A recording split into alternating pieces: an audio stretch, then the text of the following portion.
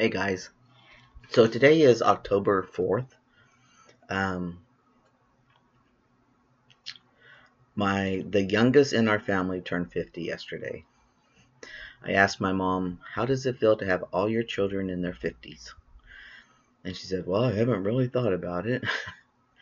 But yeah, everything's going good. I'm still trying to just get myself together from the turmoil I've had in the last year. Uh, but it's slowly getting back. And, you know, I talked about on 2 videos now, I think, how I sabotaged my diet. And and Tony has gone right along with me. She's also dealt with things one after another in her personal, with her personal self. And so this last video I did, I talked about we were going back to the gym, and I was waiting for Tony to see the doctor because her foot had been really hurting. So just to let you know, Tony fractured her foot. She did the same thing I did to my foot years back when I had my spinal cord stimulator on. She doesn't know what she did, but she's got 2 bones from the ball of the toes back towards the ankle. 2 of those bones, I don't know what they're called, are broken. They're not compound, but they're broken. And so she's in a walking boot and cannot do anything, of course, for a while. And we were just going to start riding again. And, this is just like an ongoing story or the same chapter written, every time. But it's all good. She does deal with pain. She is on a chemo drug that she has to take for 5 years. And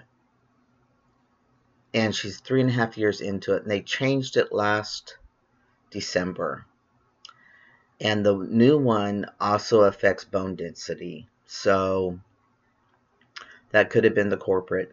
She thinks it was the chemo drug. So she's got another 1.5 years, and if nothing comes back, then she's free to go off of it. And I think he runs a blood test maybe yearly after that, just to make sure it doesn't come back. But yeah, so Tony's in a walking boot. So now I've got to gather myself back together and start doing the things I need to do and do them by myself.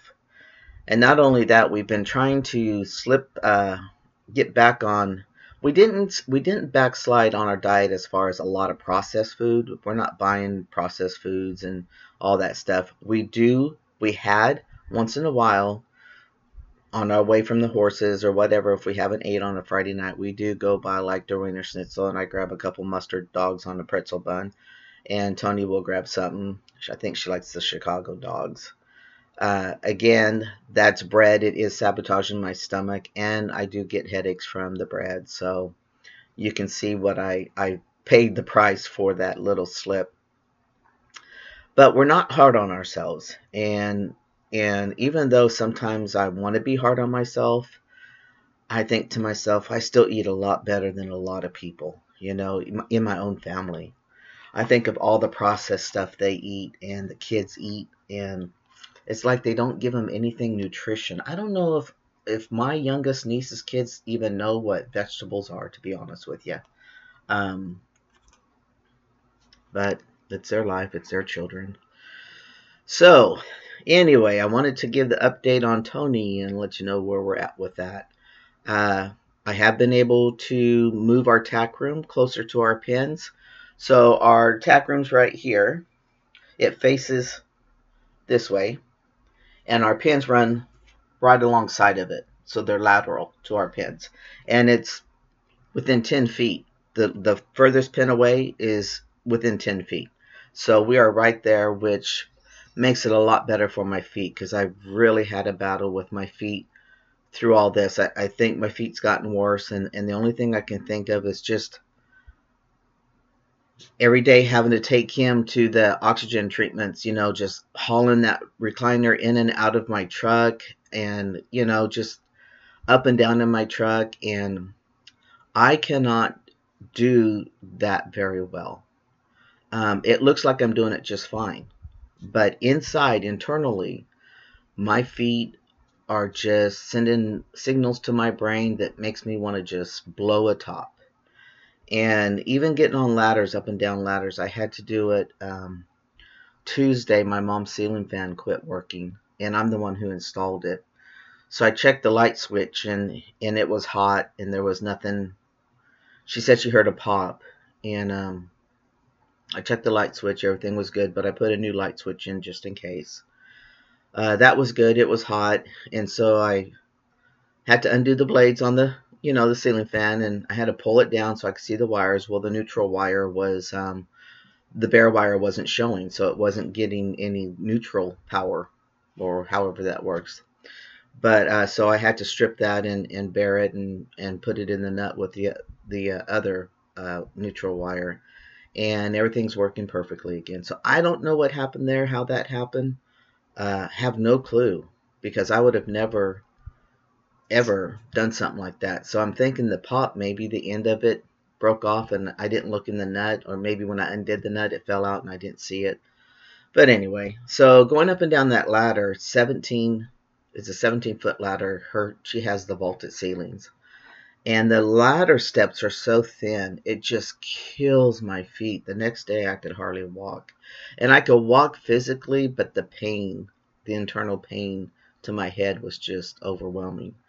So I'm slowly getting back, but as you can see, I've gotten a haircut, and my hair will go to the side, and then sometimes it will part in the middle. And so this is me with longer hair. Tony likes it. And another thing I want to tell you, and Shell, if you watch this, I was complaining about my hair, losing my hair and getting really thin. And about a week ago, I started thinking, what have I done different that would cause me to lose hair? It has nothing to do with genes, because nobody in my family is bald. I mean, even thin-headed. And I went, gosh darn. And then I remembered I changed from one natural shampoo to a coconut-based shampoo. And because I was getting real dry skin. So I went back to my old shampoo, which has tree oil in it. And when I went to get my hair cut, and oh, you could feel the tree oil just go into my scalp. The first time I used it, it felt so nice. But when I went to my hairstylist, she told me, she goes, you got a lot of new growth on the top of your head. And I go, good. She goes, what are you doing? I said, the only thing I've done, and I've changed back to the tree oil shampoo. And she said, tree oil will stimulate hair growth. It'll stimulate the follicles. So those of you who don't want to take medicine, might try that.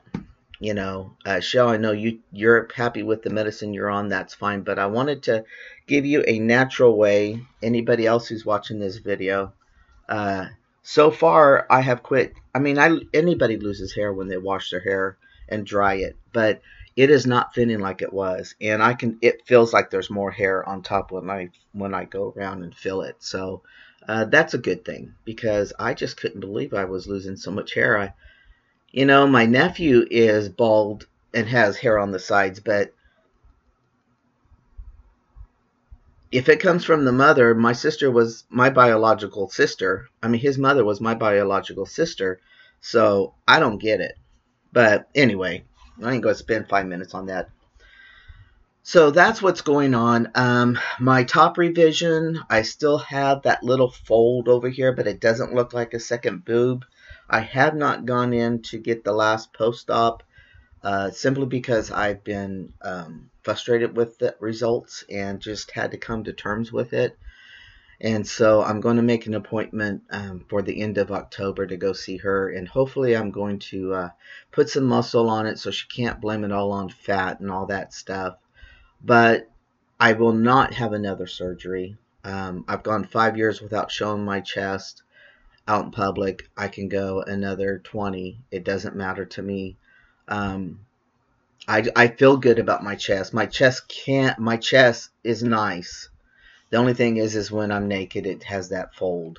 But again, that's the way it is. So that's kind of what's going on. And real quick, I want to touch on something.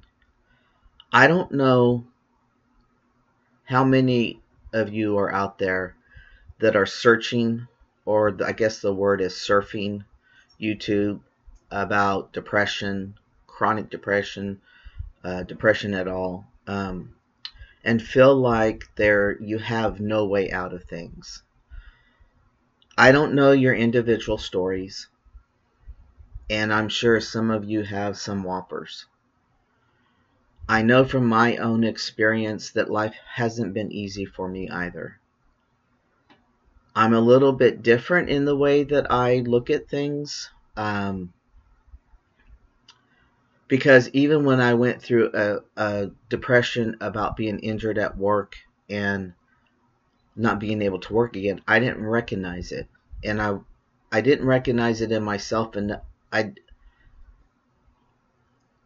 didn't know the signs, and I didn't see myself folding inward.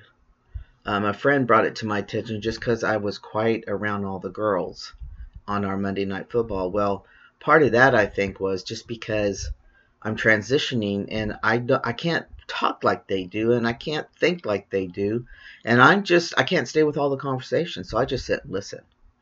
But I did go through, I'm sure I am or have gone through a depression. I mean, I did not want to be medically retired at 45 years old, and no, I can't do anything else. I look totally healthy, and you can see me around scooping poop for my horses and, mowing my yards and stuff. But what you don't see is the 60% of my day, my awakening day, I'm in my house on a recliner with my feet up. And that's the part people don't see. But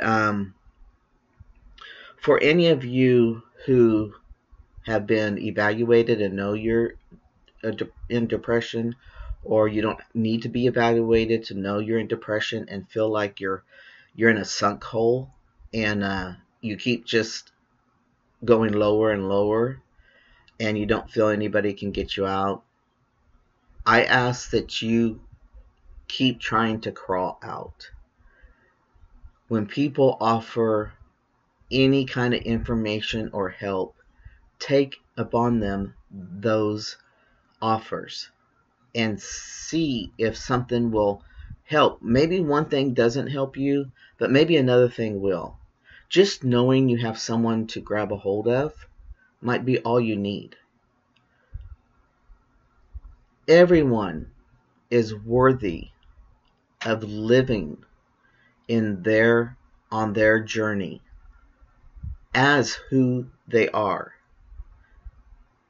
as who they love, and as who they believe. It doesn't matter where you come from. It doesn't matter where you were socialized.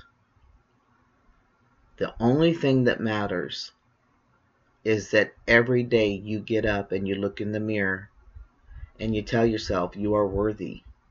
Let's take it another day and see what we can work through.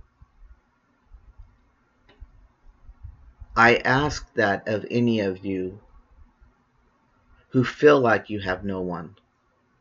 And if you do seek out YouTube and you find some guys you can relate to, keep watching their journey. Keep watching their videos. Adopt some of the thinking they have.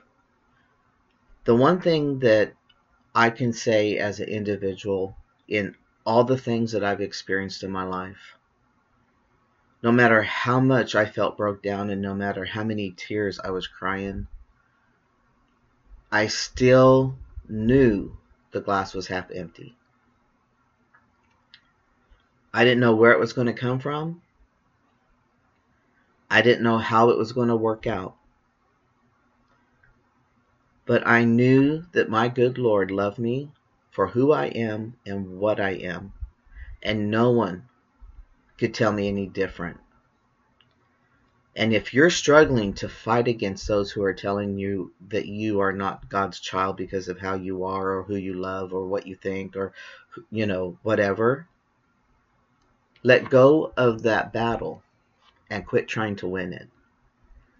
Instead, adapt a positive and a faith in God, a faith in a deity, whatever you want to label, a faith in a higher power that you are worthy and your life is worth it. And keep living that. Just live as an example to your own positivity. Don't allow negativity in your life. So slowly take out any person who is negative and hurts you, and they don't even know they hurt you just because of the way they act towards you or how they talk to you. And if that means family, it means family. It does not mean that that is a forever thing. I've had to step away family, and I've reunited with them. They never knew I really stepped away and why I stepped away. But see, I've grown, and I've learned how to put my shield up when they start talking stuff about religion or homosexuality or gender identity, whatever they're bringing up that they're against. I just kind of like, but see, I don't really put myself in that situation anymore. And you'll learn how to build the shield. You don't have to build a wall. So I just ask you, reach out. There's always someone who's going to touch. And it might just be words, because that's all they can do. But that's what leaning on someone is about. And the first thing you have to remember is you can lean on all the people that you want to lean on, but if you do not try to get out of that well, if you do not try to grab a hand or grab the rope when people are offering it, people are going to quit offering it, because what can they do? You're not willing to help yourself. So look in the mirror and start telling yourself every day, even if you don't believe it, you are worthy. You were born for a reason. You may not know why now. You may not know why in a year. But somewhere down the road, it's all going to click and open up to you. All right? So take it one day at a time, guys. Always make your journey as simple as possible.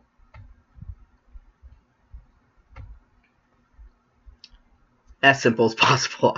I couldn't stop the video.